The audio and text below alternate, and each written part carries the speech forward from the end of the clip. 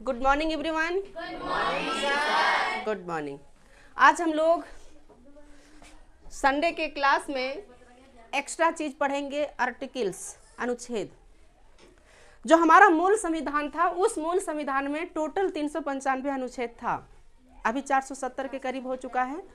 तो मूल संविधान में 395 अनुच्छेद था। हम लोग कोशिश करेंगे कि लगभग आर्टिकल, अनुच्छेद आज हम पढ़ लें पूरा शॉर्ट में, समझा कि नहीं? क्योंकि यदि हम डिटेल से पढ़ना शुरू करेंगे तो डिटेल से एक अनुच्छेद भी एक दिन में पूरा नहीं होगा, एक आर्टिकल भी एक दिन में पूरा नहीं होगा। लेकिन उसको शॉर्ट में एक जानकारी के लिए हम लोग जो है सो पूरा इसको देख लेंगे। और ये जो अनुच्छेद है इसको हर किसी को पढ़ना चाहिए। 9th से लेकर के 12th क्लास तक के सभी स्टूडेंट को जो है सो ये आर्टिकल पढ़ना ही चाहिए। बहुत ज़रूरी वाला चीज़ होता है ये, ठीक ना? तो करेंगे क्या, हम अनुच्छेद को लिखते जाएंगे और उसको समझाते जाएंगे। जितने भी आर्टिकल्स हैं, पिछला क्लास में तो हम लोग जो हमारे संविधान में जितने भी भाग होते हैं, भाग में कौन से भाग में कौन सा अनुच्छेद होता है उसको तो हम लोग कंप्लीट कर चुके हैं। आज की क्लास में हम लोग सिर्फ और सिर्फ किस पर बात करेंगे? अनुच्छेद के बारे में। अब ये अनुच्छेद क्या है, किसी किसी को लग रहा होगा कि अनुच्छेद आर्टिकल है क्या। तो हमारा जो संविधान है ना, संविधान जो संविधान बना है, उस संविधान में एक तरह से मान लो, सपोज डेट कि संविधान का जो पेज नंबर होता है उसी तरह से उसी पेज नंबर को क्या कहते हैं? अनुच्छेद कहते हैं। मान लेना, ऐसे होता नहीं है, ऐसे एक्चुअली में है नहीं, क्योंकि एक आर्टिकल में, एक अनुच्छेद में बहुत सारा पेजेज आ जाते हैं, लेकिन एक सिर्फ मानना है हम लोग को, ठीक ना? तो हम लोग क्या आज पढ़ेंगे? अनुच्छेद। देखो, अनुच्छेद में जब भी हम लोग स्टार्ट करते हैं तो कहाँ से करते हैं? एक से करते हैं। जैसे कि मान लीजिए हमारा संविधान है, यह हमारा क्या है? संविधान। संविधान एक तरह का किताब है, ये बात पता होगा। और इस संविधान में अनुच्छेद टोटल पहले कितना था? 395। प्रेजेंट टाइम में कितना है? 470, है ना? भाग यदि देखें, भाग तो टोटल भाग कितना था पहले? 22। प्रेजेंट में कितना है? अनुसूची पहले कितना था? प्रेजेंट में कितना है? 12 है। तो इसको जो हम लोग भाग को ऑलरेडी कर चुके हैं, अनुसूची को भी हम लोग पढ़ चुके हैं। अब बचा अनुच्छेद। एक एक करके हम लोग क्या करेंगे? अनुच्छेद पर भी डिस्कस करेंगे, ठीक? ओके, चलो अब देखो पहला आर्टिकल में क्या लिखा है? अनुच्छेद 1। इधर देना अनुच्छेद, और अनुच्छेद को इंग्लिश में क्या कहते हैं? आर्टिकल्स। हम बार बार नहीं लिखेंगे, आर्टिकल्स, ARTICLES, आर्टिकल्स, ठीक? देखो हमारा जो फर्स्ट अनुच्छेद है, अनुच्छेद 1, अनुच्छेद 1, ये अनुच्छेद 1 क्या कहता है? अनुच्छेद 1 कहता है कि भारत जो है राज्यों का संघ है। किसका संघ है? हाँ, भारत जो है सो राज्यों का संघ है। कहने का मतलब है संघ और उसके राज्य से मिल करके हमारा भारत बना। पहला लिख देते हैं, भारत क्या है? भारत राज्यों का संघ है, राज्यों का संघ है। इसका कहने का मतलब हुआ, कहने का मतलब ये हुआ कि जैसे कि हमारा जो इंडिया है, बात को थोड़ा समझना, हमारा जो भारत है, ये भारत है। ये भारत जो बना है किस चीज से बना है? मिलकर के राज्य से। टोटल कितना राज्य है? 28 राज्य होते हैं। यूनियन टेरिटरीज भी होती है ना?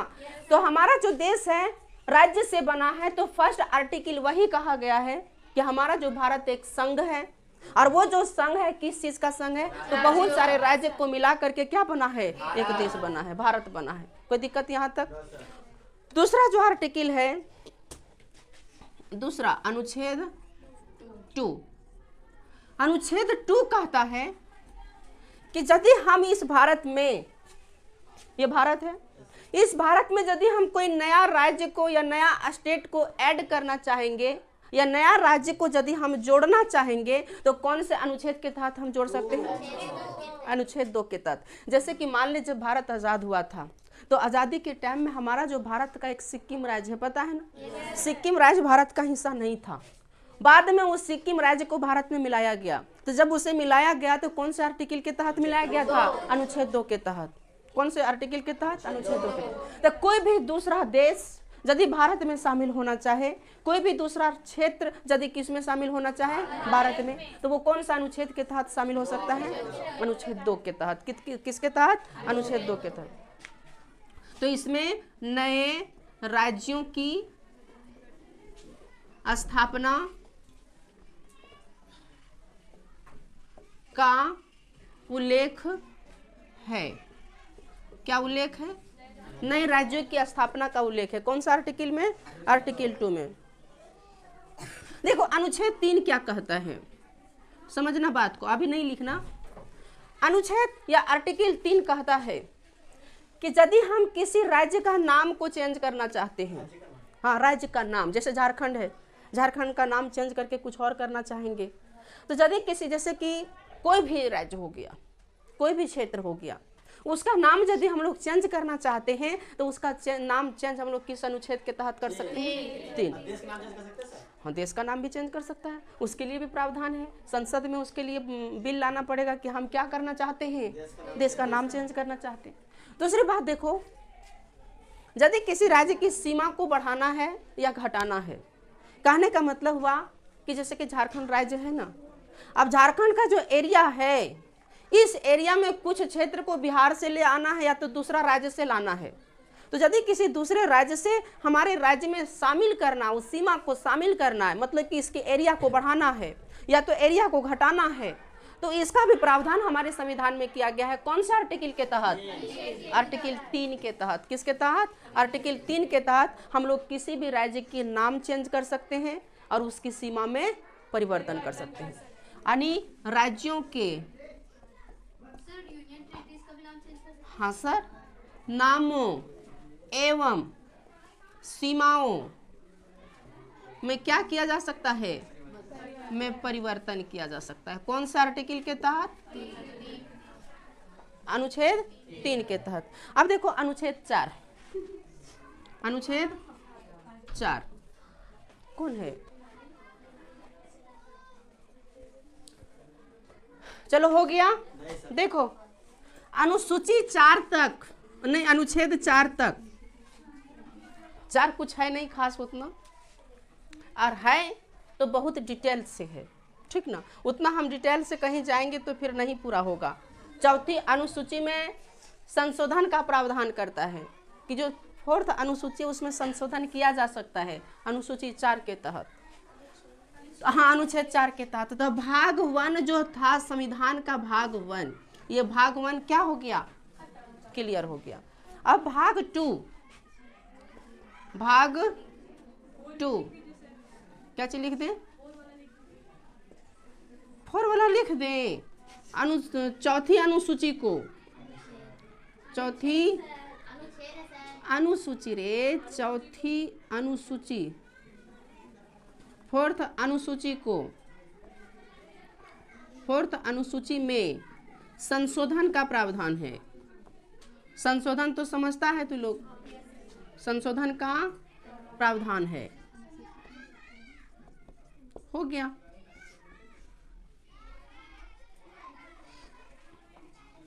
अब भाग 2, भाग 2 में पता होगा नागरिकता के बारे में बात करता है ना, पिछला लेक्चर में पढ़ चुका है। नागरिकता, सिटीजन्स, किसको सिटीजन्स मिलेगा, नहीं मिलेगा। तो भाग 2 में सबसे पहला जो अनुच्छेद है, अनुच्छेद नंबर 5, समझना बात को। अनुच्छेद 5 में भारत की नागरिकता का उल्लेख है, भारत की नागरिकता का उल्लेख है। भारत की नागरिकता का उल्लेख है। एकदम शॉर्ट में हम लोग चल रहे हैं ताकि बहुत मैक्सिमम आर्टिकल क्या हो जाए, कवर हो जाए। अनुच्छेद जो 6 है, समझना, आर्टिकल 6, इसमें कहता है कि यदि कोई पाकिस्तान का व्यक्ति, हाँ सिर्फ पाकिस्तान का, कहाँ का? सिर्फ पाकिस्तान, क्योंकि हमारा देश जब आज़ाद नहीं हुआ था उस समय हमारा देश 2 देश से मिलकर के बना था, भारत पाकिस्तान बना था ना, बांग्लादेश भी था, वो अलग था। तो पाकिस्तान, बांग्लादेश जो था तो पाकिस्तान में था। तो अनुच्छेद 6 कहता है कि यदि कोई व्यक्ति भारत से पाकिस्तान आया हो विभाजन करने के दौरान, जब भारत का विभाजन हुआ था, कब हुआ था? 14 अगस्त 1947 को हुआ था ना? कब हुआ? 14 अगस्त 1947 को विभाजन हुआ, तब जाकर के पाकिस्तान बना, और 15 अगस्त 1947 को कौन बना? भारत बना। तो यहाँ पर यदि हम लोग देखें, इसमें अनुच्छेद 6 में कहता है कि यदि कोई नागरिक पाकिस्तान से भारत आया है विभाजन के दौरान तो उसको नागरिकता मिलनी चाहिए, उसको नागरिकता मिलनी चाहिए। कौन से अनुच्छेद के तहत? अनुच्छेद 6 के तहत। कोई दिक्कत? लिखो। ये अब तो बहुत बड़ा लंबा प्रोसेस है, अब तो हो ही नहीं सकता है, होगा तो बहुत लंबा प्रोसेस। अब एक कानून बन रहा है CAA, जिसके तहत डायरेक्ट बोल दिया है कि विदेशों को नागरिकता मिलेगी ही नहीं। घूमने आ सकता, घूमने के लिए कौन रोकता है? तो अनुच्छेद 6 में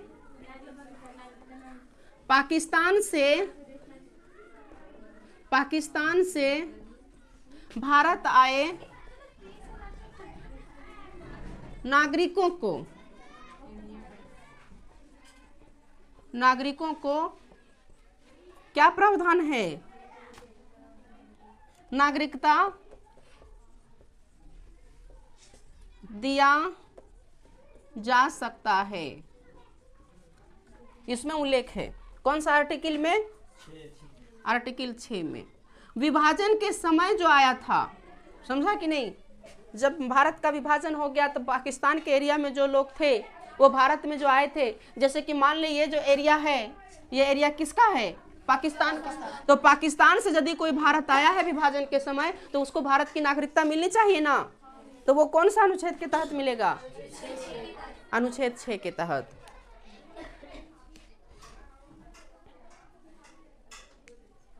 अब देखो अनुच्छेद 7 में क्या कहा है, समझना बात को। अनुच्छेद 7 में कहा है कि मान लीजिए कोई इंडिया है, ये इंडिया का मैप है, ठीक है, वो नहीं करता है, ये इंडिया है, समझना है बात को। इधर पाकिस्तान है, ये बात जानता है।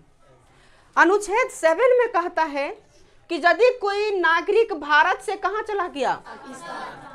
यदि कोई नागरिक भारत से कहां चला गया? और वो पाकिस्तान की नागरिकता उसे मिल गया तो क्या भारत की नागरिकता भी उसे मिली रहेगी? नहीं रहेगी ना। तो अनुच्छेद 7 में यही कहता है कि यदि कोई व्यक्ति भारत से पाकिस्तान चला गया है तो उसकी नागरिकता क्या होगी? हट जाएगी। उसकी नागरिकता क्या होगी? हट जाएगी। वहां मिलेगा ही, वहां नहीं मिलेगा तो भारत आओ, समझा कि नहीं? अब भारत यहाँ वहां, जब तक वहां नहीं मिलेगा तब तक यहाँ से भी उसकी नागरिकता नहीं हटाया जाएगा। अब यहाँ जब क्या चीज 7 साल के बाद अपने ही नागरिकता हट जाएगी। 7 साल तक यदि तुम बाहर रहते हो बिना वीजा का, बिना परमिशन का, तो फिर नागरिकता अपने आप क्या हो जाएगा? ऑटोमेटिक हट जाएगा। और 7 साल जहाँ तक तुम रह चुके हो वहाँ नागरिकता मिल जाएगा। सबका अलग अलग देश का अलग अलग कानून है। अभी भारत में भी अलग अलग कानून बन गया है।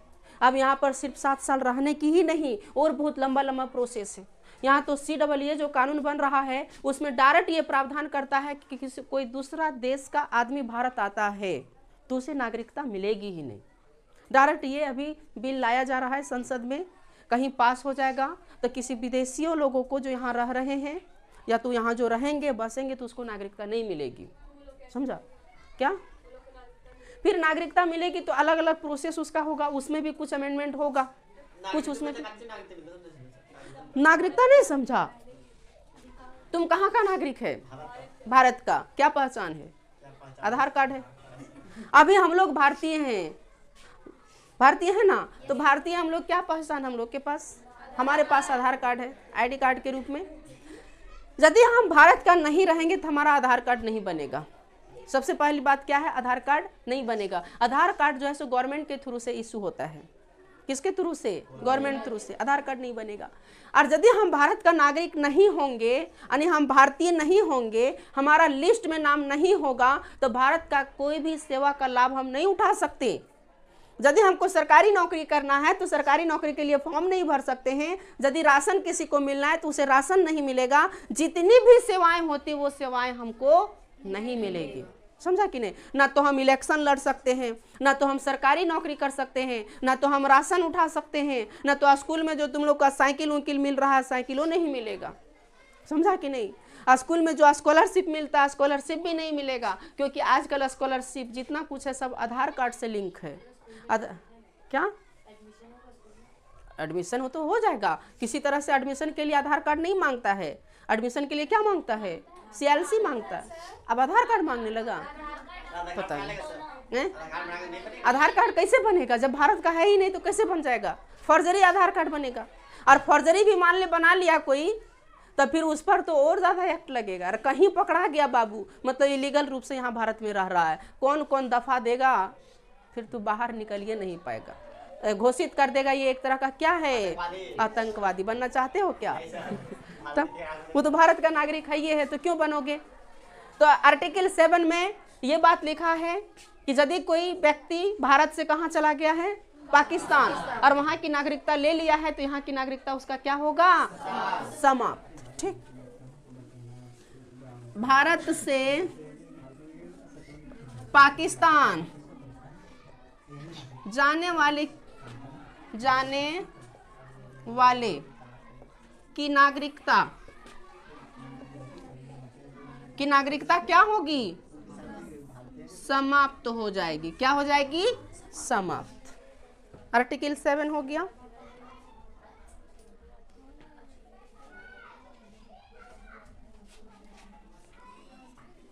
अनुच्छेद 8 समझो, समझना बात को। आर्टिकल 8 क्या कहता है? आर्टिकल 8 कहता है, अनुच्छेद 8, कि यदि हम भारत का मूल निवासी हैं, भारत का मूल निवासी है, तो हमको नागरिकता ऐसे ही मिलेगी। हमारे मम्मी हमारे पापा यदि भारत में जन्म लिए हैं, हमारे दादा हमारे परदादा यदि कहाँ पर जन्म लिए हैं? भारत में, फिर हमको ऑटोमेटिक नागरिकता मिल जाएगी। उसके लिए कोई प्रावधान करने की जरूरत नहीं है।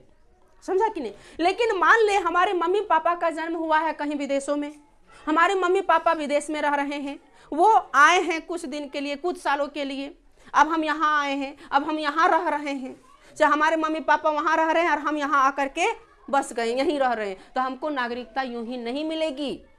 नागरिकता लेने के लिए हमको तरह तरह का प्रोसेस से गुजरना पड़ेगा, क्योंकि नागरिकता देने का काम जो करता है गृह मंत्री करते हैं। किस मंत्री के पास रहता है ये? गृह मंत्रालय के पास ये डिपार्टमेंट है। किसको नागरिकता देना है, किसको नागरिकता से हटाना है। तो यदि किसी के मम्मी पापा का जन्म यहीं हुआ और वो यहीं रह रहा है, तो उसको ऑटोमेटिक नागरिकता मिल जाती है। उससे सरकार के पास जाकर के भीख नहीं मांगना पड़ता है कि हमको नागरिकता दे दो। लेकिन यदि किसी के मम्मी पापा बाहर में रह रहे हैं, विदेशों में रह रहे हैं, तो उसे जाकर के नागरिकता अपने ऑटोमेटिक नहीं मिलता है। उसे तरह तरह का क्राइटेरिया, अब दादा दादी यहाँ रहती, मम्मी पापा वहाँ रहते हैं, तो देखा जाएगा कितना दिन से तू रह रहा है, क्राइटेरिया क्या है, नहीं है उसका। अब मम्मी पापा 1-2 दिन के लिए 1-2 साल के लिए गए, तब नहीं ऐसा होगा। यदि मम्मी पापा वहाँ का नागरिकता ले लिया है, तब जाकर के तुमको यहाँ नागरिकता नहीं मिलेगी। तो आर्टिकल 8 कहता है कि यदि हम भारत के मूल निवासी हैं, तो हमको ऑटोमेटिक क्या होगी? नागरिकता मिल जाएगी, हम भारत के कहलाएंगे। समझा कि नागरिकता मतलब हम भारत के आदमी हैं, और नागरिकता नहीं मतलब हम भारत के आदमी नहीं हैं, हम विदेश के आदमी हैं। समझा कि नहीं? तो भारतीय मूल को, कौन से मूल को? भारतीय मूल को नागरिकता का प्रावधान है, नागरिकता का प्रावधान है। नीचे कट रहा है क्या? नहीं कट रहा है ना। अब आर्टिकल 9 अनुच्छेद 9 देखो, ये इंपॉर्टेंट है, अच्छा है।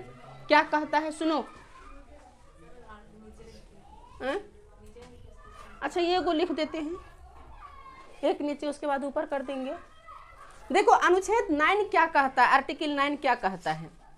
आर्टिकल 9 प्रावधान करता है नागरिकता को समाप्त करने का। किसको समाप्त करने का? नागरिकता। कहीं भी थोड़ा फॉल्ट दिखे कि उसकी नागरिकता क्या करें, कैंसिल करें। अब इसमें कहा गया है आर्टिकल 9 में कैसे हम लोगों की नागरिकता को क्या करें, समाप्त करें। समझा कि नहीं? अब यदि कोई व्यक्ति यहाँ से विदेश में रह रहा है 7 साल 10 साल बिना परमिट का, बिना वीजा का, बिना परमिशन का, तो उस कंडीशन में उसकी नागरिकता क्या होगी? समाप्त हो जाएगी। उस कंडीशन में उसकी नागरिकता क्या हो जाएगी? समाप्त हो जाएगी। और यदि कोई व्यक्ति का जन्म ही बाहर में हुआ है विदेशों में, और वो भारत की नागरिकता भी ले रखा है, और नागरिकता कहाँ का भी वो ले लिया है? विदेशों का भी, तो उस कंडीशन में भी उसकी नागरिकता यहाँ क्या होगी? समाप्त होगी। यानी एक तरह से कहा जाए तो ये जो आर्टिकल है, आर्टिकल 9, ये आर्टिकल 9 नागरिकता को समाप्त करने का प्रावधान करता है। किसका?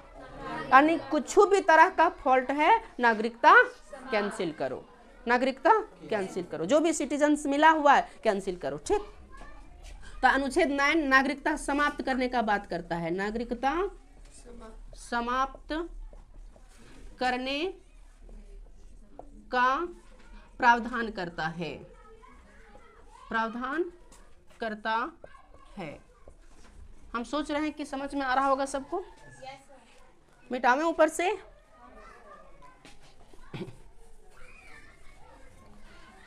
देखो आज जो है, जो नहीं पढ़ा है, अकबर का वीडियो अपलोड होगा, अकबर का। हाँ, उसमें से हम स्टोरी भी बताएं अकबर और बीरबल का, और अकबर के समय में जितने भी प्रमुख लड़ाइयाँ हुई थी, युद्ध हुआ था, वो सब बताए हैं। एक बार जा कर के लेक्चर को देख लेना, और उसको क्या करना, अपना किसी बुक में जो स्पेशल बुक कॉपी रखी हो, स्पेशल कॉपी जो रखे हो, उस स्पेशल कॉपी में उसको लिखते जाना। वीडियो को रोक करके उसको क्या करना है? लिखते जाना है। फिर किसी दिन जो है सो हम टेस्ट ले लेंगे, जिस तरह टेस्ट हुआ अब उसी तरह से हम क्या करेंगे? टेस्ट ले लेंगे। ठीक, अब इससे होगा क्या, तुम्हारा इधर का भी चीज़ तैयार होता रहेगा, ये हल्ला नहीं करो। और दूसरी बात है, सिलेबस भी तैयार होगा, और सिलेबस के साथ साथ इधर भी कुछ आउटी नॉलेज मिल जाएगा, इससे आगे फायदा होगा। ठीक ना? कहाँ तक बताएं? अनुच्छेद 10, अनुच्छेद 10 इसमें कहता है कैसे हमारी नागरिकता बनी रहे, मतलब कैंसिल ना हो, इसका प्रावधान करता है। हमारी नागरिकता कैसे बने रहे? जैसे हम लोग क्या हैं अभी, सिटीजन से कहाँ के? भारत के। तो नागरिकता हमारी तभी बनी रहेगी जब हम देश के साथ रहेंगे। यदि हम देश के साथ गद्दार का काम करेंगे, अब मान ले हम सिटीजन भारत के और सपोर्ट किसको कर रहे हैं? पाकिस्तान के, तो गृह मंत्रालय को लगेगा ये व्यक्ति कहाँ का है, तो चाहेगा तो वो नागरिकता हमारी क्या कर सकती है? कैंसिल। अब हम हैं भारत के, नागरिकता हम लिए हैं भारत का, लेकिन रह रहे हैं कहाँ पर जाकर के? पाकिस्तान में। और पाकिस्तान में सब कुछ कर रहे हैं, जो भी चीज करना है सब कुछ करना है, यहाँ तक कि भारत के खिलाफ षड्यंत्र भी रच रहे हैं। उस कंडीशन में हमारी नागरिकता क्या होगी? समाप्त हो जाएगी। तो इसमें कहा गया है कि हमारी नागरिकता बनी रहे, इसमें कहा गया कि हमारी नागरिकता क्या हो? बनी रहे, समाप्त ना हो। तो हमारी नागरिकता तभी बनी रहेगी जब हम भारत का है तो भारत में रहेंगे, किसी दूसरे देश का नागरिकता नहीं लेंगे। ध्यान से सुनना बात को, क्योंकि हर चीज लिखा पाना पॉसिबल नहीं है। ठीक ना? तो हमारी नागरिकता तभी बनी रहेगी जब हम भारत में ही रहेंगे, किसी दूसरे देश में जाकर के नागरिकता नहीं लेंगे, हम अपने देश के खिलाफ देशद्रोह का काम नहीं करेंगे। समझा कि नहीं? तो यदि हम कहीं विदेश गए हैं तो हम परमिट लेकर के जाएंगे, परमिशन लेकर के जाएंगे, वीज़ा बनवाएंगे, वीज़ा सुना होगा, तभी जाकर के हमारी नागरिकता बनी रहेगी। अदरवाइज हमारी नागरिकता को क्या किया जा सकता है? कैंसिल किया जा सकता है। ओके, हाँ। वीज़ा जितना साल उसमें रेन्यू करवाना पड़ता है, 10-20 साल थोड़े ना वीज़ा मिलता है। 10-20 साल के लिए, 10 से 20 साल के लिए थोड़े ना वीज़ा मिलेगा। मतलब 10-20 साल के लिए वीज़ा दे रहा है, मतलब समझो कि वहाँ की नागरिक तुम बन गई। लगभग 3 साल का देते हैं ना। वो डिपेंड करता है कौन सा काम है, वर्क पर डिपेंड करता है। अब हम घूमने जा रहे हैं, मान लें हम स्वीडन घूमने गए, अब घूमने गए और बोलेंगे हमको वीज़ा चाहिए 5 साल का, वह सोचेगा तो स्वीडन 5 साल घूमेगा, क्या घूमेगा वहाँ? 5 साल क्या करेगा वहाँ? दूसरा काम के लिए जाएंगे तब वीज़ा मिल सकता है, और 5 साल का वीज़ा घूमने के लिए बनाएंगे तो ये पॉसिबल नहीं है। ये हम लोग को सब बोले काम के लिए जाएंगे घूमने के लिए। उधर देखो तो जो हल्ला कर रहा है उसको बोलो तो शांत रहना, उधर बोलो कि हल्ला नहीं करना है ज़्यादा। सर बोला हम लोग क्या? काम के लिए जा रहे हैं, घूमने नहीं जा सकता। अरे तो कुछ बोलो, लेकिन परमिशन वही है ना। काम के लिए जा रहा है तो भी घूमने के लिए वीजा उतना दिन का थोड़े ना मिलता है। घूमने के लिए कितना मिलेगा? 1 महीना, 2 महीना, 3 महीना, ज़्यादा से ज़्यादा 1 साल। आप बोलेगा 5 साल के लिए हमको वीजा चाहिए, हम घूमने जा रहे हैं, गवर्नमेंट बुर्बक है क्या? बुर्बक थोड़े ना। वो तो गवर्नमेंट थोड़े नहीं सब काम करता है। जो सेक्रेटरी रहता है, IAS ऑफिसर, वो सब जांच पड़ताल करता है। और वो सब IAS ऑफिसर क्या अनपढ़ रहते हैं? सब पढ़े लिखे रहते हैं बाबू, समझा कि नहीं? तो अनुच्छेद 10 क्या कहता है? हमारी नागरिकता बनी रहे, इसका प्रावधान करता है। हमारी नागरिकता या नागरिकता बनी रहे, नागरिकता बनी रहे, बनी रहे, इसका क्या करता है? इसका प्रावधान करता है। कौन सा अनुच्छेद? 10 अनुच्छेद।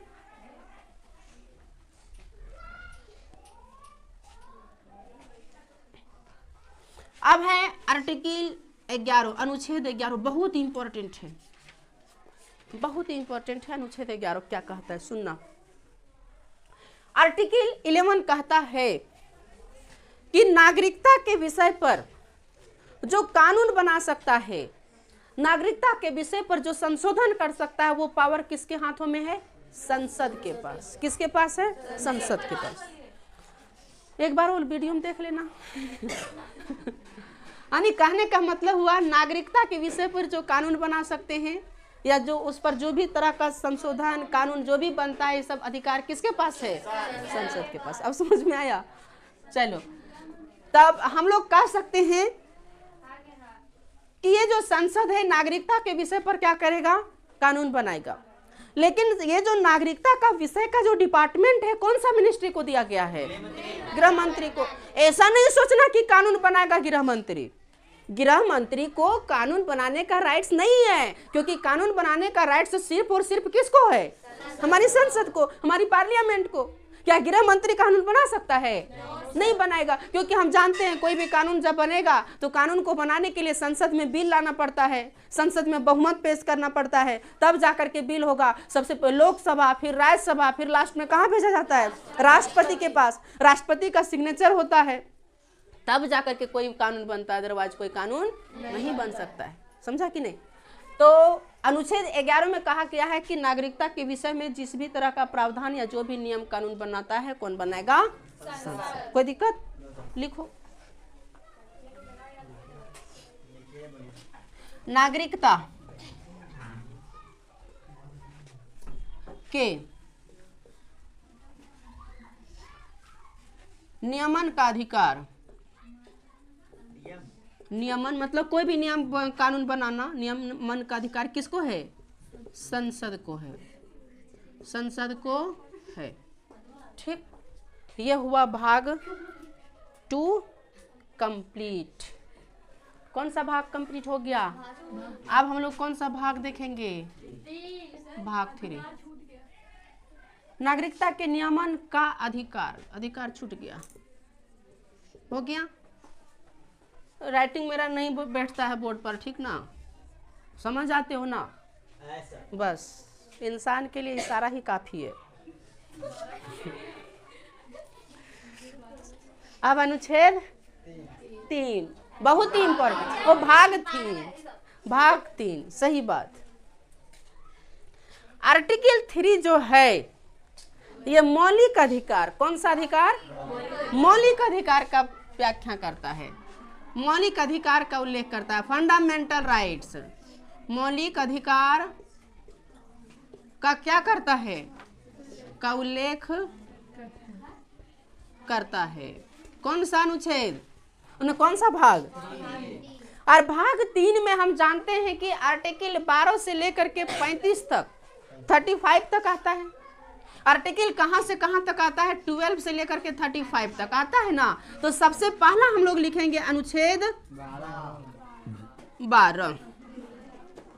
अनुच्छेद 12। अब देखो अनुच्छेद 12 में क्या लिखा गया है। अनुच्छेद 12 में मौलिक अधिकार जो देख रहा है ना, फंडामेंटल राइट्स, तब मौलिक अधिकार का परिभाषा दिया गया है। परिभाषा डिफिनेशन समझते हो? डिफिनेशन, जैसे कि हम लोग डिफिनेशन बच्चा में बहुत रटा करते थे। अब डिफिनेशन रटने का युग जमाना क्या हो गया? खत्म। अब डिफिनेशन ही नहीं, कुछ भी रटने का युग जमाना खत्म हो गया। अब कोई भी चीज को समझा जाता है, समझा कि नहीं, समझ के उसको रटो। नहीं तो पहले क्या करते थे, कॉपी ले लेते थे, ले छत पर घूम रहे हैं, रट रहे हैं, पूरा इलाका को सुना रहे हैं कि हम पढ़ाकू इंसान हैं, समझा कि नहीं। और वहां पर एक 3 इडियट मूवी में है रे, 3 इडियट मूवी में है कि उन्होंने रटा पूरा।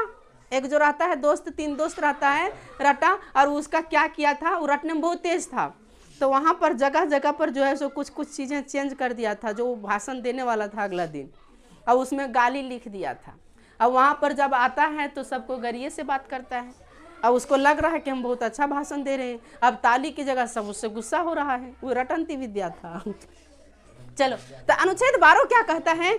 मौलिक अधिकार की परिभाषा देता है। किसका परिभाषा? मौलिक अधिकार का। मौलिक अधिकार का परिभाषा देता है। मौलिक अधिकार का क्या करता है? परिभाषा देता है। अब आर्टिकल कितना है? 13, आर्टिकल 13।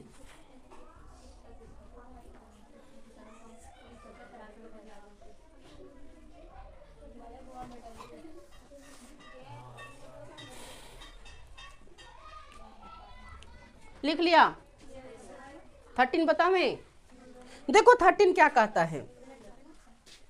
मौलिक अधिकार पर कंट्रोल या नियंत्रण, सीधी भाषा में समझना। वैसे आर्टिकल 13 हम लोग देखें बहुत डिटेल से है, अनुच्छेद 13 जो है सो बहुत डिटेल से है, लेकिन सीधी भाषा में यदि देखें तो मौलिक अधिकार के बारे में जो नियंत्रण तो वैसे मौलिक अधिकार पर कोई कर नहीं सकता है, लेकिन उसमें जो नियंत्रण, जो विधियां होती है, उस विधि पर नियंत्रण करने का काम, जो नियंत्रण का उल्लेख किया गया कौन से अनुच्छेद में?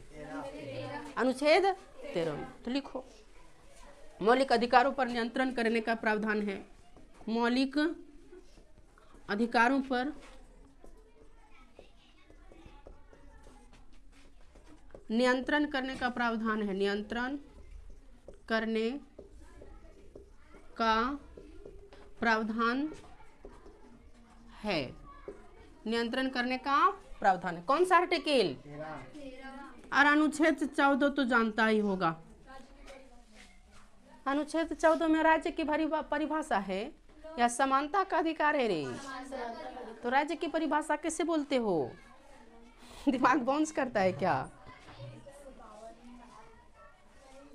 कानून के समक्ष समानता का अधिकार। कानून के समक्ष समानता का अधिकार। समानता का अधिकार कौन सा आर्टिकल में? देखो अब समानता क्या, हर कोई इक्वल है हमारे देश में, चाहे वो गरीब है, चाहे वो अमीर है, चाहे किसी भी तरह का व्यक्ति, हर किसी को समान अधिकार है। यदि हमारे देश का पीएम क्यों ना हो और हमारे देश का एक गरीब परिवार क्यों ना हो जिसको एक वक्त की रोटी भी नसीब नहीं हो पाती है, वो उसको भी वोट, पीएम को भी वोट देने का अधिकार एक ही है और उस गरीब इंसान को भी वोट देने का अधिकार एक ही है। ऐसा नहीं कि हम पीएम हैं तो हम 10 को वोट मारेंगे, तू गरीब है तो तू एक को वोट मारेगा, ऐसा हमारे संविधान में लिखा हुआ नहीं है। यानी कानून के समक्ष सभी समान है, अधिकार सभी को समानता है। अब मान ले किसी की हत्या कोई पीएम करता है, पीएम यदि किसी की हत्या करता है तो उसको यदि फांसी मिली है, तो यदि एक गरीब इंसान भी किसी की हत्या करेगा तो उसको भी फांसी ही मिलेगी। ऐसा नहीं कि वो पीएम है तो उसकी सजा माफ, और यदि कोई गरीब है तो उसकी सजा मिलेगी, ऐसा नहीं होता है। कहने का मतलब है क्या हुआ? चलो, तो कानून के समक्ष क्या है? समानता का अधिकार है। कौन सा आर्टिकल में? कौन सा आर्टिकल में? 14। अब आर्टिकल 15 लिखो। आर्टिकल 15 देखो, अनुच्छेद 15 आर्टिकल 15 क्या कहता है? समझना बात को। धर्म के आधार पर, लिंग के आधार पर, जाति के आधार पर, धर्म, लिंग, जाति और समुदाय के आधार पर सब हम बताएंगे, ठीक ना। धर्म, जाति, समुदाय, जन्म के आधार पर, स्थान के आधार पर, आदि कर देते हैं।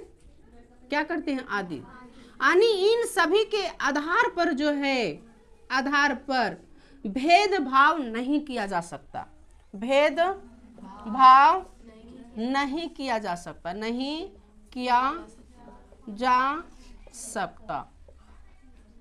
बात को थोड़ा समझना। अनुच्छेद 15 हमको ये राइट्स देता है कि धर्म के आधार पर कोई हमसे भेदभाव नहीं करेगा। जैसे कि मान लिया कोई हिंदू है, कोई मुस्लिम है, कोई सिख है, कोई ईसाई है, तो ये नहीं कहीं बोल सकता है कि तू इतना हिंदुओं के बीच में एक मुस्लिम कहाँ गया, लो पीटो इसको कस के। उसको पीट नहीं सकता है। इतना मुस्लिमों के बीच में इतना हिंदू कैसे आ गया, लो पीटो इसको। उधर देख रही है रे, गजब है। अब यहाँ हम समझा रहे हैं तो अपने पर एक्शन ले रही है। रुखसार बोलो इसको कि बाहर चलो, दिखाते हैं अपना औकात।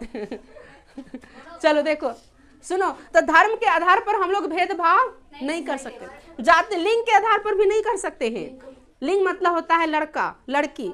हाँ, लड़का लड़की, कि तुम लड़के हो, तुम लड़की हो, हाँ तुम लड़की क्यों हुई। घर गांव में ऐसा देखने को मिलता है।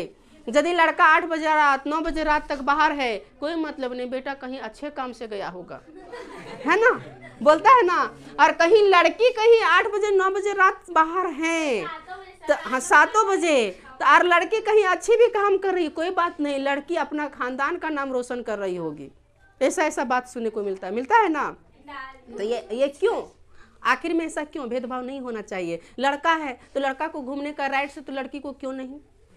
घर में भी देखना, कुछ लोग ऐसे होते हैं, बेटा तू बेटी हो, तुमको पढ़ने का अधिकार नहीं है, तुम नहीं पढ़ो, हम तुमको पढ़ाने में भी इतना खर्चा करेंगे, फिर दहेजों में इतना पैसा देना पड़ेगा, बोलते हैं ना। और बेटा बोलता है, अरे बाबू तू लड़का हो, नहीं पढ़ोगे बाबू, बहुत दिक्कत होगा, बीबी आएगी, घर बार संभालना पड़ेगा, कैसे संभालोगे, है ना। और ये बात देखो, हकीकत है कि लड़का हो बाबू, हम भी बोल रहे हैं, भेदभाव नहीं कर रहे हैं, और लड़की भी हो, अभी के समय में दोनों को पढ़ना है। एक से घर नहीं चलता है। यदि दोनों पढ़ा लिखा रहेगा, लड़के भी पढ़े लिखे रहेंगे, लड़कियां भी पढ़ी लिखी रहेगी, तो उसका घर सुंदर नहीं, उसका घर स्वर्ग बन जाएगा। और कहीं एगो लड़का एकदम IAS ऑफिसर है। अभी हजारीबाग के सदर में क्या हुआ, हजारीबाग का जो सदर था उसमें एक SDM, बहुत बड़ा पोस्ट, PCS का एग्जाम देकर के SDM बनता है, और SDM बना, और SDM बनने के बाद बहुत दिनों तक नौकरी किया। परसों या नरसों की घटना है। और जा करके दोनों पति पत्नी, जो SDM का आवास मिलता है, गवर्नमेंट थ्रू से आवास मिलता है, और उस आवास में पति और पत्नी दोनों ने अपने ऊपर केरोसिन तेल छिड़क करके आग लगा लिया। अब क्यों, अब वही पति पत्नी जाने क्यों। आप वो हमको बता के नहीं ना गया कि हम बता दे। तो समझो याद है, अरे न्यूज में दिया हुआ था। अब क्यों उसका रीजन हम जानेंगे। हो सकता है कि उसकी पति पत्नी में कुछ अनबन हो सकता है कि उसका एक्सटर्नल कुछ इंटरफेयर हो सकता है इंटरनल कुछ इंटरफेयर हो, कुछ भी इशू हो सकता है। दोनों साथ आग लगाया, लेकिन खैरियत की बात है कि दोनों में कोई नहीं मरा। अब बीबी की, अरे देखो बीबी की हालत गंभीर है, पत्नी की हालत गंभीर है, पति का, हाँ अब पता नहीं अब क्या है नहीं है, अब वही जाने। आरोग्य हॉस्पिटल में उसको भर्ती किया गया था, वहाँ से उसको रेफर कर दिया आगे।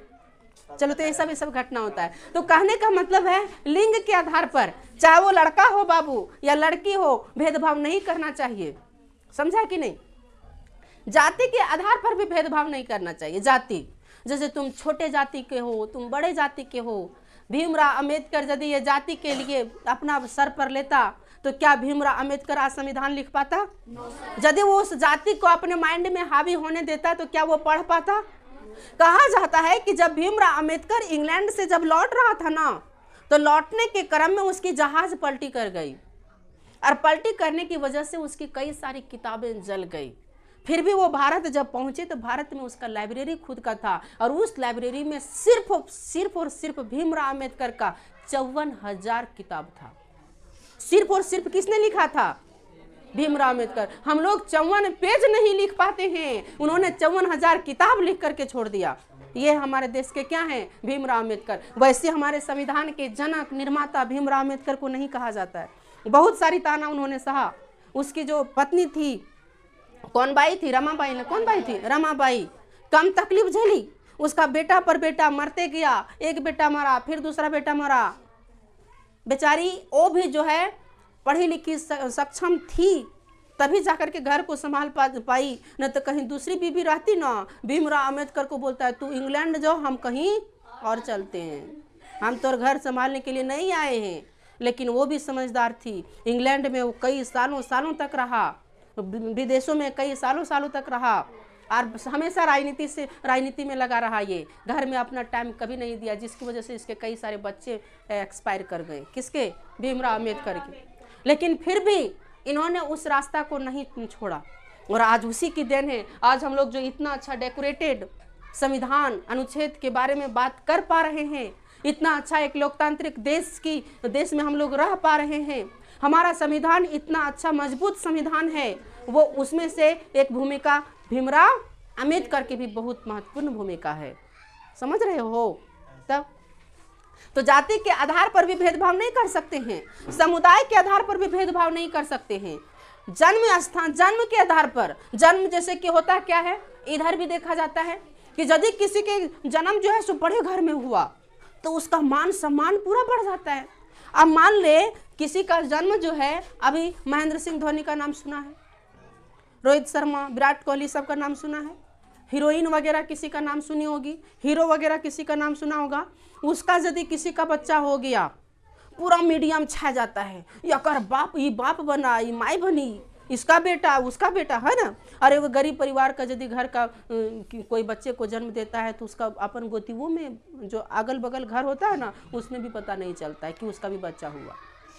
और उस समय उसकी रिस्पेक्ट बढ़ जाती है। बड़े घर में यदि कोई इंसान जन्म लिए हैं तो उसकी इज्जत देखो, छठियारी में भी करोड़ों लाखों रुपया खर्चा कर देते हैं, और एक अमीर गरीब आदमी के घर में बच्चा पैदा हो जाएगा तो 1 रुपया तक खर्चा नहीं होता उसका। होता है क्या? तो जन्म के आधार पर भी भेदभाव नहीं कर सकते, स्थान के आधार पर भी भेदभाव नहीं कर सकते। लोग स्थान के आधार पर भी भेदभाव करता है। यदि कोई खराब एरिया से आते हैं, कोई गांव बदनाम हो जाता है, कोई शहर बदनाम हो जाते हैं, कोई राज्य बदनाम हो जाता है, कोई जिला बदनाम हो जाती है। हाँ, गांव भी बदनाम होता है। यदि गांव में, अरे हमारे इलाके में एक गांव है लताकी गांव, हम बता रहे हैं, चंपाटी गांव बदनाम है। करे चंपाटी किस लिए बदनाम है? चलो ये देखो, रोमी है क्या रे? देखो सुनो, बात क्यों सुनो। हमारे इलाके में एक गांव है लताकी। हाँ, लताकी एक गांव है। उस गांव में 2-4 लोग चोर हैं। 2-4 लोग क्या हैं? अरे गेट को बंद करो ना, उधर से आवाज आ रही है, वहां लदक के बैठ जाओ। अरे वहां 2-4 लोग चोर हैं। अब होता क्या है कि जब चोरी, 2-4 लोग चोर में पकड़ा भी गया है। अब यदि चोर की बात आता है तो वो गांव ही फेमस हो गया, चोरा गांव। कौन सा गांव? चोरा गांव। यदि उस गांव में बहुत सारे पंडित लोग हैं, हम लोग का पंडित जो है वही सारे गांव के लोग हैं जो हमारे घर में आकर के, हम लोग के घर में आकर के कथा सुनते हैं। उस गांव में बहुत बड़े बड़े लोग हैं, यहाँ तक कि उस गांव के लोग यूपीएससी एग्जाम क्वालिफाई किए हैं, समझो। फिर भी वो गांव बदनाम किस नाम से है? चोर नाम से। कहावत में कितना अच्छा कहा गया है, यह बात हकीकत है। पत्नी भी कम होशियार नहीं होती है। यदि किसी का पति डॉक्टर है तो डॉक्टराइन कहलाएगी, यदि किसी का पति मास्टर है तो मास्टराइन कहलाएगी, यदि किसी का पति पुलिस है तो पुलिसियाइन कहलाएगी। मजाल है यदि किसी का पति चोर है तो वो चोरनी कहला जाए। वो बोलेगी वो नहीं, मेरा पति नहीं है, बोलेगी कि हम चोरनी हैं। और वो यदि डॉक्टर है तो ठाठ बाट से कहेगी डॉक्टरनिया कहाँ? हाँ डॉक्टरनिया यही है, तुरंत सीना तान के बाहर निकलेगी। लेकिन वही कहीं बोले चोरनिया कहाँ गलो तो बाहर निकलेगी। ये भी हमारे देश की क्या है, एक परंपरा। अच्छी चीजें को जो है सो नाम के लिए जल्दी अपनाया जाता है, लेकिन वही चीज काम के लिए जल्दी नहीं अपनाया जाता है। अच्छी चीज है पढ़ना। क्या हम लोग पढ़ते हैं? अपनाते हैं इसको, एक दिन पढ़ेंगे 2 दिन फिर सुतेंगे, है ना। तो ऐसा होता है, सोने में लग जाता है। तो कहने का मतलब हमारा आर्टिकल जो 15 है, 15 इतना विस्तार से क्यों है? कहा गया है कि जन्म के स्थान इन सारे चीजों के आधार पर जो है यहाँ भेदभाव नहीं किया जा सकता, भेदभाव नहीं किया जा सकता। और यदि भेदभाव करता है तो उस पर तरह तरह की धारा लगा करके उस पर केस हो जाएगी और फिर उसे पनिश किया जाएगा। यहाँ तक किसी को कोई दिक्कत है क्या? लिखो।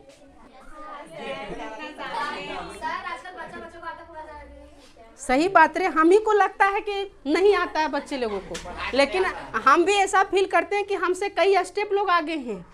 आज भी इंस्टाग्राम में एक पोस्ट अपलोड करते हैं तो उसके लिए सोचना पड़ता है डाउनलोड कहाँ करें, इतना बड़ा हो गए डाउनलोड नहीं कर पा रहे हैं, समझा कि नहीं। लेकिन एक बच्चा से पूछ लो, फटाक सारी आइडिया दे देगा।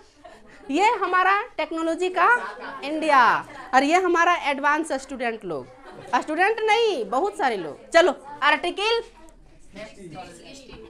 अनुच्छेद 16, अरे बहुत अच्छा बात कहता है ये। अनुच्छेद 16 कहता है लोक नियोजन। कौन नियोजन? लोक नियोजन। लोक नियोजन नहीं समझा होगा, समझा क्या? लेकिन ब्रैकेट में जो लिखेंगे वो समझ जाएगा। सरकारी नौकरी कितना लोग पूछता है? आज जितने भी ये पूरा हॉल बैठा हुआ पूरा भरा हुआ है, वो हॉल क्यों भरा है? इसी के लिए। न तो क्या मतलब लगल है सिलेबस को छोड़ के इसको पढ़ना? अपना बाल बच्चा को पढ़ाएगा? अरे बाल बच्चा किसी के माँ बाप से बाल बच्चा पढ़ा है? नहीं पढ़ा है। जब तक वो छोटा रहता है ना बाबू, तभी तक वो पढ़ेगा। बड़ हो जाएगा बोलेगा मम्मी तुमको नहीं आता है पढ़ाने के लिए, समझा कि नहीं। बच्चे भी आजकल एडवांस बन गए हैं। चलो, तो इसमें कहा गया है लोक नियोजन। सरकारी नौकरी में सभी को समान अधिकार है, सभी को समान अवसर मिलना चाहिए, सभी को समान अवसर मिलना चाहिए। सभी को क्या होना चाहिए? समान अवसर मिलना चाहिए। देखो यदि कोई सरकारी नौकरी में है, मतलब कि कोई सरकारी नौकरी का वैकेंसीज आया है, तो उसको फॉर्म हर कोई भर सकता है, लेकिन बशर्ते कि वो नागरिक कहाँ का होना चाहिए। अब यही अनुच्छेद 16 कहता है। कौन कहता है? अनुच्छेद 16। और अनुच्छेद 17 जो है एकदम रग रग में तुम लोग का बसा होगा, रग रग में बसा होगा। अस्पृश्यता, अस्पृश्यता, अनटचेबिलिटी इंग्लिश में कहते हैं छुआछूत। कौन छूत? छुआछूत। हाँ बड़ी बार पूछा, इसीलिए तुम लोग को भी याद होगा, हम भी कई बार टेस्ट में दिए होंगे। अस्पृश्यता का प्रावधान करता है, का प्रावधान करता है। देखो समझना, जब संविधान को लिखा जा रहा था, भीमराव अंबेडकर नाम सुना है? और के कामराजन नाम नहीं सुना होगा? सुने हो? तो के कामराजन और भीमराव अंबेडकर के बीच में बहुत बहस हुई थी इस अनुच्छेद को लेकर के कि ये अनुच्छेद शामिल होना चाहिए कि नहीं होना चाहिए। भीमराव अंबेडकर अड़ गया कि भले दूसरा अनुच्छेद शामिल हो चाहे ना हो, इसको शामिल होना है, क्योंकि यहाँ पर छुआछूत का प्रचलन बहुत ज्यादा होता था। यदि कोई अछूत किसी बड़े इंसान को या बड़े जाति के लोगों को छू देता था तो वो तालाब जाता था स्नान करने के लिए, नहाने के लिए। यदि कोई छोटे जाति के लोग तालाब को छू दिया तो उस तालाब के पानी को, जैसे कि पूरा तालाब भरा हुआ है तो उसका पानी को या तो निकाल देगा, कुआं के पानी को छू दिया तो कुआं के पानी को निकाल दिया, लेकिन नदी के पानी को छू दिया तो कैसे निकालेगा? तो उस कंडीशन में क्या करता था, जो बड़े बड़े लोग पंडित लोग रहा करते थे, वो अपना माथा को मुड़वा करके, समझना बात को, माथा को मुड़वा करके और नदी में जा करके और तरह तरह का पूजा अर्चना करके गंगा मैया चाहे नदी मैया से माफी मांगते थे। हे नदी मैया हमरा माफ कर दे, हम आपकी हिफाजत नहीं कर पाए, आपको एक छोटे नीच जाति के लोग आपको छूने की हिम्मत किया। समझो, इस तरह से जो है वो क्या करते थे, पूजा, और वहां पर जाकर के गोड़ लगता था किसको, कि हमसे पाप हो गई है, हम आपकी रक्षा नहीं कर पाए हैं। समझो ऐसा क्या चीज? रुपया छू देगा? अरे रुपया छू देगा, रुपया रुपया होता है मुझे कि रुपया कहीं भी गिरा रहेगा ना, वो छुआछूत नहीं होता है। अब तो छुआछूत खत्म हो गया, तो इसका बहुत बड़ा योगदान है। अनुच्छेद 17 का मतलब छुआछूत नहीं होना चाहिए। यदि कोई इस आधार पर किसी का भेदभाव करता है तो बहुत बड़ा एक्ट लगेगा उस पर और बेचारा भीतरे चला जाएगा वो, समझा कि नहीं। अब 18 क्या कहता है, अनुच्छेद 18, अनुच्छेद 18 कहता है, देखो उपाधियों का अंत, किसका अंत, उपाधियों का अंत। देखो इसमें होता क्या था पता है, पहले बहुत तरह के लोग बहुत तरह का उपाधि लिया करता था। जैसे तू लोग नाम सुना होगा महाराजा धीराज, है ना। अब तो लोग बाबर ही पढ़ा है, बाबर में देखा होगा कलंदर की उपाधि, गाजी की उपाधि लिया था ना, बादशाह की उपाधि, तो बादशाह की उपाधि, वो सब की अलग अलग उपाधि। और कोई भारत रत्न किसी को मिल गया तो अपना नाम के पहले भारत रत्न फला फला फला महतो, चाहे फला फला फला, समझो। अब इससे हुआ क्या, यदि किसी को कोई उपाधि मिली है तो इससे होता क्या है कि उपाधि मिलने से यदि मान ले हमको भारत रत्न मिल गया, ऐसा कभी जिंदगी में होगा नहीं, ऐसा कभी जिंदगी में होगा नहीं। लेकिन अरे बोलता हमको आज तक महात्मा गांधी को भारत रत्न नहीं मिल पाया जो हमारे देश के लिए उतना कुछ किया, तो हमको मिल जाएगा। ये कैसा सपना है, सपना भी वैसा देखो जो पूरा हो, सपना वैसा मत देखो जो कभी पूरा ही ना हो सपना ही राजा। तो सपोज डेट मान ले हमको भारत रत्न मिल गया, तो हम अपना नाम के पहले भारत रत्न मुकेश कुमार नहीं लिख सकते, समझा, क्योंकि अनुच्छेद 18 कहता है कि तू कोई उपाधि धारण नहीं कर सकता। और यदि कोई उपाधि धारण किया तो क्यों किया, इससे एक तरह का भेद हो रहा है, डिस्क्रिमिनेट हो रही है, यानी भेदभाव का यहाँ पर देख रहा है। तुम भारत रत्न कहला रहे हो, एक नीचे इंसान, नॉर्मल इंसान को उसको एक छोटा नज़र से देखा जा रहा है, हमको एक बड़ा नज़र से देखा जा रहा है, समझा कि नहीं। सैनिक लोग पद्म वीर वो सब जो पुरस्कार मिलता है वो वीर गति के लिए मिलता है, जब कुछ अच्छा काम करता है, लेकिन अपना नाम के पहले वो भी नहीं लिखाता है। ठीक, चलो कोई दिक्कत। अनुच्छेद 19, कौन सा अनुच्छेद, 19। देखो अनुच्छेद 19 जो है ना बहुत अच्छा है, बहुत अच्छा है, कितना भी अच्छा कहें इसमें। देखो अनुच्छेद 19 को पूरे मौलिक अधिकार का रीढ़ की हड्डी कहा जाता है, ये बात सही है, बैकबोन। कितना बोन, बैकबोन। 6 अधिकार इसमें भी दिया हुआ है। इसमें अभिव्यक्ति का अधिकार है, बता रहे हैं, पेशेंस, अभिव्यक्ति का अधिकार है। बात को समझना, हम लिखाएंगे नहीं, अधिकार है, सिर्फ बोलेंगे। सुनो, अभिव्यक्ति मतलब हो गया हमको बोलने का अधिकार है। ये अनुच्छेद कौन अधिकार देता है, कौन सा अनुच्छेद। यदि ये अधिकार हमको नहीं रहता तो आज के नेता लोग ऐसे हैं कि हम नेता के खिलाफ यदि कुछ बोलते उसको पकड़ के जेल में डाल देता जेल में। हमको बोलने का अधिकार है, हमको झंडा फहराने का अधिकार है, हम झंडा फहरा सकते हैं, हमको जुलूस निकालने का अधिकार है। बात को समझना, मेरी हर एक पॉइंट को टेस्टों में यही सब रहेगा जो हम बोलेंगे, बुझा कि नहीं। इसलिए हमको बोलने का अधिकार है, हमको झंडा फहराने का अधिकार है, जुलूस निकालने का अधिकार है। यदि किसी का पुतला जलाना हो, मान ले अभी पुतला बहुत लोगों का जलता है, हेमंत सोरेन जो है उसका पुतला जलाया गया, सीजीएल का एग्जाम को कैंसिल कराने के लिए तरह तरह का पुतला जलाया गया। बिहार में नीतीश कुमार का पुतला जला, तो कभी मोदी का पुतला जलता है, कभी राहुल गांधी का पुतला जलता है, कभी उसका जलता है, कभी उसका जलता है, जलते रहता है, समझा कि नहीं। तो पुतला जलता है, पुतला जलाने का अधिकार हमारे संविधान में हमको दे रखा है अनुच्छेद 19। नहीं तो यदि ये अधिकार नहीं देता तो मजाल है कोई भारतीय किसी का पुतला जला देता डायरेक्ट उसको कहाँ कर देता, भीतरे कर देता। हमको राष्ट्रगान गाने का अधिकार है, हमको घूमने का अधिकार है, समझो, हम घूम सकते हैं, हमको कौन होता है रोकने वाला, अधिकार है हमको घूमने। हमको बोलने का अधिकार है, इसका मतलब लेकिन, यहाँ पर लेकिन लगा हुआ है, तुम्हारे कामों से किसी को तकलीफ नहीं होना चाहिए। तुम जो एक्शन ले रहे हो उस एक्शन से किसी के मौलिक अधिकार का चोट नहीं होना चाहिए। कहने का मतलब हमको बोलने का अधिकार है, इसका मतलब ऐसा नहीं कि एक आदमी को पकड़ के 10-20 लोगों के बीच में ले आएंगे और 10-20 को एक पेज लिस्ट में लिख लेंगे गाड़ी और गरियाना शुरू से लेकर के नीचे तक गरिया देंगे उसको। अब यदि हम उसको गरियाएंगे तो उसका मौलिक अधिकार हनन हो रहा है कि उसको इतने लोगों के बीच में हम प्रताड़ित किए। उसको भी जीने का अधिकार है, अपनी सम्मान प्रतिष्ठा के साथ रहने का अधिकार है। हम होते कौन है उसको सम्मान का ठेस पहुंचाने वाले। कितना अच्छा हमारा संविधान लिखा है। हमको लगता है कि वो सब संविधान लिखने वाले को प्रणाम करें, नहीं रे, कितना अच्छा लिखा है, समझो क्या। कैसे नहीं है अभी भी बहुत लोग हैं, अभी बचले हैं। बोलती कौन है, 389 सदस्य में सबका सब थोड़े टपक गया है रे, अभी भी कोई कहीं ना कहीं होगा।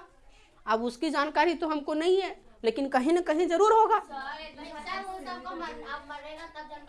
अरे समझ रही है, हमारा संविधान इतना दिन लगा कैसे बनने में, सोचो इस बात को। नहीं सोच पाएगी, हम सोच पाएंगे। इसीलिए उतना दिन लगा, क्योंकि ये जो भी बातें हो रही थी, जो भी संविधान लिखा जा रहा था, उसमें कई दिन बहस चलता था, तब जाकर के उसको संविधान में लिखा जा रहा था। और हम सोचते हैं एक ही दिन में सबको खत्म कर दें। क्या ये मेरा थिंकिंग और उस सब का थिंकिंग मजाक थोड़ी ना है। तब चलो अब अनुच्छेद 20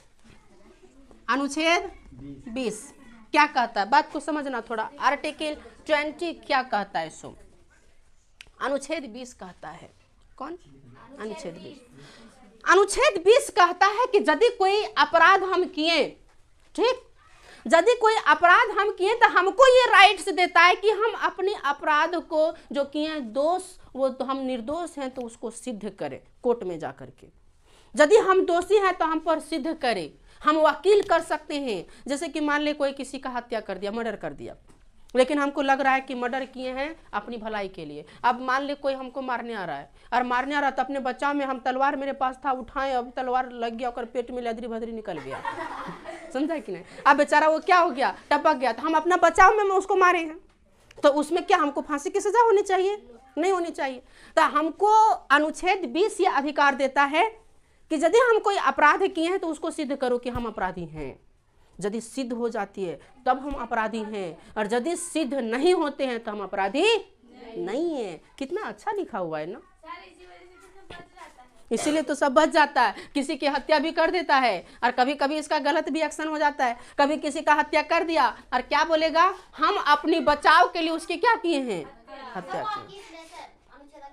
अरे सब हम क्या कर रहे हैं, अनुच्छेद 21 नहीं बता रहे हैं, हम तुमको बताएं कि इसका गलत इस्तेमाल भी होता है, बुझी। चलो तो अनुच्छेद 20 में है अपराधों के दोष सिद्धि संबंध संरक्षण। अपराधियों के दोष सिद्धि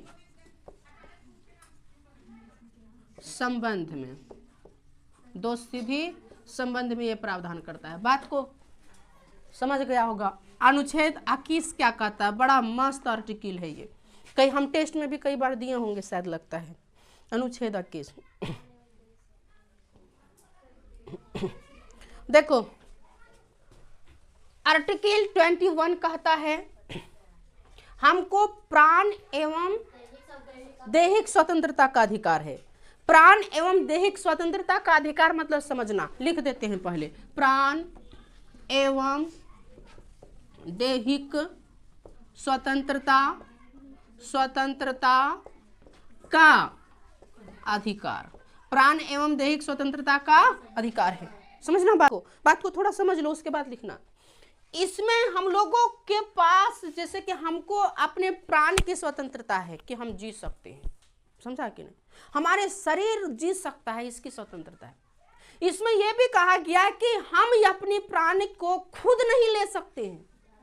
समझो कितना अच्छा कर, ये हमारे प्राण को अधिकार दिया है कि हम अपने प्राण को, हमारा शरीर खुद नहीं ले सकता। यदि हम चाहेंगे कि हम अपने आप को फांसी लगा लें, कहीं टपक गए तब तो कल्याण हो गया, और नहीं टपके पुलिस आएगी, कस्टडी में ले जाएगी, और वहां फिर जो है तरह तरह का बात। तुमको किसने ये अधिकार दिया कि तू अपने आप को हत्या करे, आत्महत्या करे, तुम अपने आप को सुसाइड करे, किसने ये अधिकार दिया? और पूछेगा क्यों आत्महत्या करा, क्या रीजन है, तरह तरह का नहीं बताएगा, 2-4 घंटा देबो करेगा।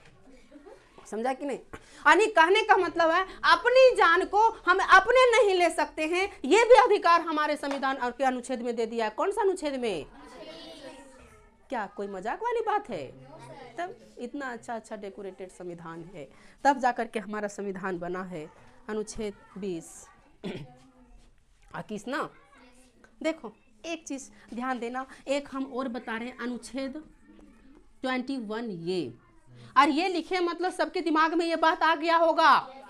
क्या बाद में जोड़ा गया, क्या जोड़ा गया है बाद में। देखो, छठा संविधान संशोधन हुआ था, कौन सा? छठा।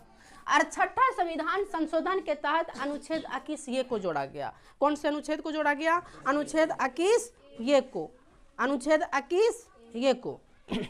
अब इसमें से हम लोगों को शिक्षा का अधिकार देता है, शिक्षा का अधिकार। अब देखो शिक्षा का अधिकार, ध्यान देना, 6 साल से 14 साल के बच्चे को निःशुल्क शिक्षा, निःशुल्क मतलब फ्री, फ्री निःशुल्क शिक्षा देने का अधिकार है। यानी लेने 6 साल से 14 साल के यदि कोई बच्चा है तो उसको शिक्षा सरकार फ्री देगी और उसको किताब भी उपलब्ध करवाएगा। आज भी चलता है ना, आज भी होती है ना ऐसा, किताब भी सरकार देगी, स्कॉलरशिप वगैरह तरह तरह का प्रावधान है। और 6 साल से 14 साल के बच्चे को कहीं पर हम काम पर भी नहीं लगा सकते हैं, इससे हम कुछ काम भी नहीं करवा सकते हैं, समझा कि नहीं। उसको सिर्फ और सिर्फ क्या अधिकार है? पढ़ने का अधिकार। कौन सा अनुच्छेद में? 21 ये हो गया। नो कर तो आज इतना ही। चलो तो बाकी जो आर्टिकल बचा सुन लो, ध्यान से सुनो, बाकी जो आर्टिकल बचा, हाँ अगला संडे को, हाँ अगला एपिसोड में उसको पढ़ाया जाएगा। और दूसरी बात, हम जैसे कि तुम लोग का भी ट्यूशन छुट्टी हो रहा है, हम जा रहे हैं अपना गांव, अपना इलाका, समझा कि नहीं, भ्रमण करने के लिए। इसीलिए जब उधर से जिस दिन हम आए उसी दिन तुम लोग का सारा कुछ का टेस्ट है। टेस्ट सुनो पहले, हाँ क्वेश्चन बनेगा। और सारा कुछ का टेस्ट किस चीज का? सबसे पहले जो भाग था उसका भाग में 2 पार्ट हैं उसका, फिर बाबर, हुमायूं, आज अकबर अपलोड हो जाएगा, कल ये वाला अपलोड हो जाएगा। और पढ़ लिया है, और जितना मोबाइल में डाला गया है सब चीज टेस्ट है। अकबर कल पूरा डिटेल से। और बाकी चीजें सुनो, कुछ कुछ चीजें जो है इंफॉर्मेशन तुम्हारे पास आता रहेगा, वो किसके थ्रू से? सोशल मीडिया के थ्रू से, यूट्यूब के थ्रू से। और तुम लोग की दुआ है और आप लोग ऑनलाइन क्लास जो भी देखते होंगे, आप लोग की मेहरबानी से यूट्यूब की तरफ से आज मेरे पास एक मैसेज नोटिफिकेशन आया, अभी हम दिखा देंगे कि आपका व्यूअर्स जो इतना फास्टली इंक्रीज कर रहा है, यू आर इनक्रेडिबल। समझ रहे हो कि नहीं? यानी बहुत फास्टली, इतना जल्दी ग्रोथ जो है सो नहीं होता है, बस ये मेहरबानी है। इसी तरह मेहरबानी बना के रखना। और क्या कहें, यदि कहीं मौका मिले किसी से, किसी थ्रू से, यदि कोई छोटा भाई बहन या कोई भी हो, जो भी हम लेक्चर पढ़ा रहे हैं 12th क्लास के स्टूडेंट के लिए एडवांस है, 12th क्लास तक के स्टूडेंट, मतलब उससे नीचे तो है ही, 12th क्लास तक के स्टूडेंट के लिए बहुत ही ज़रूरी है। क्योंकि लोग सिलेबस तो हर कोई पढ़ रहा है ना, सिलेबस हर स्कूल में पढ़ाया जा रहा है, हर कोचिंग में पढ़ाया जा रहा है। यहाँ एक ऐसा एक्सेप्शन कोचिंग है ये, जहाँ सिलेबस के साथ साथ कुछ एक्स्ट्रा चीज़ भी बताई जा रही है। उसको भी क्या करना है, ध्यान से इसको पढ़ना, इसको अवॉइड नहीं करना है। क्योंकि यदि ये अवॉइड करोगे फिर तुम भी उसी लाइन में चले जाओगे, आप लोग भी उसी लाइन में चले जाएंगे। किसमें? सब एवरेजिंग में। यदि उससे एक स्टेप आगे बढ़ना है तो एक स्टेप आगे बढ़ने के लिए कुछ हट के करना पड़ेगा, तभी जाकर के कुछ आज के ज़माने में अचीव कर पाओगे। अभी का समय पता होगा कि अभी का समय जो है सो किस चीज़ का समय। इसीलिए यदि चाहते हो कि अपना लाइफ में कुछ करें, अपना लाइफ में कुछ अचीव करें, तो एक बात याद रखना, सिलेबस तुम्हारा हथियार है और ये तुम्हारा औजार, ये सिलेबस जो है हथियार है। और उस हथियार को जो इस्पात बनाने का काम करता है, वो इस्पात बनाने का काम कौन कर रहा है? ये रेती, एक तरह का रेती, समझ रहे हो ना? रेती है। जो एडवांस चीज तुम लोग पढ़ रहे हो वो रेती है, और सिलेबस है वो क्या है? हथियार है। तो हथियार तभी काम करेगा, हथियार तभी अच्छा से काम करेगा जब उसको समय समय पर इस्पात किया जाएगा, समझा कि नहीं? और इस्पात करने के लिए जो इंस्ट्रूमेंट मिलना चाहिए वो इंस्ट्रूमेंट तुम लोग को बखूबी मिल रहा है। इसलिए कोशिश करना, अवॉइड नहीं करना। जिंदगी में यदि चाहते हो कि मेरा भी नाम हो, मेरी भी समाज में इज्जत बने, मेरी भी समाज में प्रतिष्ठा हो, हम भी कुछ लाइफ में करें, मेरे घर वाले भी हम पर प्राउड फील करें, समझा कि नहीं, मेरे गांव वाले हम पर प्राउड फील करें, जो पड़ोसी, जो दूसरा लोग हम पर ताना मारते आए हैं, जो दोस्त हम पर ताना मारते हैं, जो लोग हम पर ताना मारते हैं, उसका मुंह में बंद कर पाएं। तो बंद करने का अभी एक ही हथियार तुम्हारे पास है, वो क्या है? सिर्फ और सिर्फ पढ़ाई। पढ़ाई अच्छा से करो, जिंदगी ऐसी करवट लेगी, तुम लोग का जिंदगी ऐसी करवट लेगी ना, लोगों को जो है तकलीफ, मतलब कि अपॉइंटमेंट लेटर लेना पड़े तुम लोग से मिलने के लिए। हंसी आएगी इस बात पर, लेकिन जिस दिन बदन पर स्टिकर होगा गवर्नमेंट का, जिस दिन लोग जो है सो सैल्यूट करेंगे खड़ा होकर के, और उस दिन यदि तुम्हारे मम्मी पापा सामने रहेंगे, समझो क्या फील होगा। आज ही की कहानी बता रहे हैं, एक नीतीश रेड्डी नाम का लड़का था। नीतीश रेड्डी नाम सुना नहीं होगा। नीतीश रेड्डी नाम का लड़का था, उसको पता है उसके मम्मी पापा, वो क्रिकेटर में गया, क्रिकेटर में उसकी मम्मी पापा ने क्या किया, उसके पापा जो थे एक कंपनी में जॉब कर रहे थे, बहुत मुश्किल से जॉब मिला, उन्होंने जॉब को छोड़ दिया, 25 साल पहले जॉब को छोड़ दिया और नीतीश रेड्डी को तैयार किया और अपना सब कुछ निछावर करके उस पर लग गया। कल वो लड़का ऑस्ट्रेलिया में जाकर के, यहाँ नहीं, ऑस्ट्रेलिया में जाकर के शतक ठोक करके भारत को एक मजबूत स्थिति में ले आया। आज पूरे भारत के लोग उसको सैल्यूट कर रहे हैं। एक नीतीश 21 साल का लड़का, समझो आज क्यों प्राउड फील कर रहे हैं। जब उसके मम्मी पापा चाचा सब अवेलेबल थे, जब उन्होंने शतक लगाया ना, तब जाकर के उसकी आंखें पूरी इतनी रोने लगी कि उसको भी पता नहीं था कि आंसू कमबख्त क्यों निकल रहा है।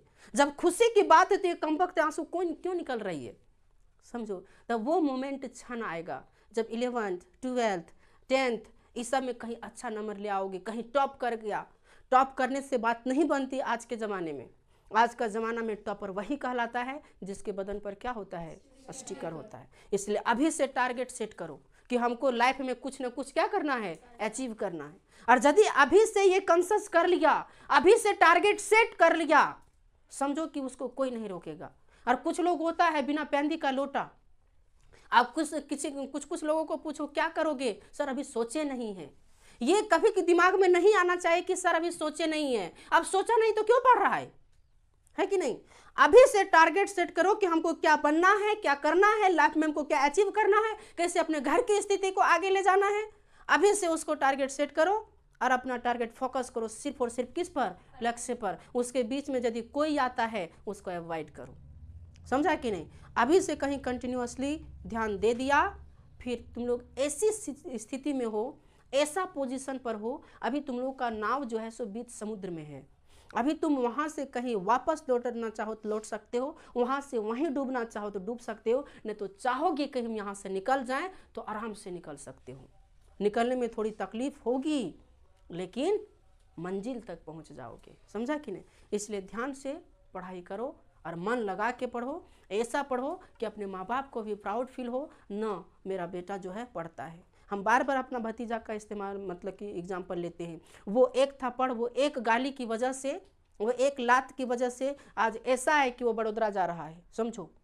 एक थप्पड़, एक गाली और एक लात की वजह से।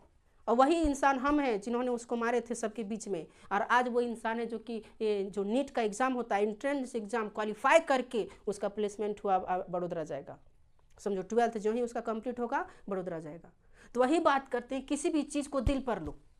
कहाँ पर लो, दिल पर। और दिल पर ले करके उसको अपना टारगेट सेट करो। कोई यदि पढ़ाई के मामले में डांटता है, कोई फटकारता है, तो समझो कि वो डांट नहीं है, वो फटकार नहीं है। कोई सुधारने के लिए, कोई तुम्हारे लाइफ को बनाने के लिए कुछ डांट रहा है, फटकार रहा है, तो समझो कि वो फटकार डांट नहीं, वो तुम्हारे लिए आशीर्वाद है, समझा कि नहीं। उसको आशीर्वाद के रूप में ग्रहण करो और एक आशीर्वाद के रूप में उसको रखो और अपना उसको किस में लगाओ, अपने लाइफ में उसको लगाओ। अच्छे जगह पर चले जाओगे, अच्छे पोजीशन पर चले जाओगे। कोई दिक्कत?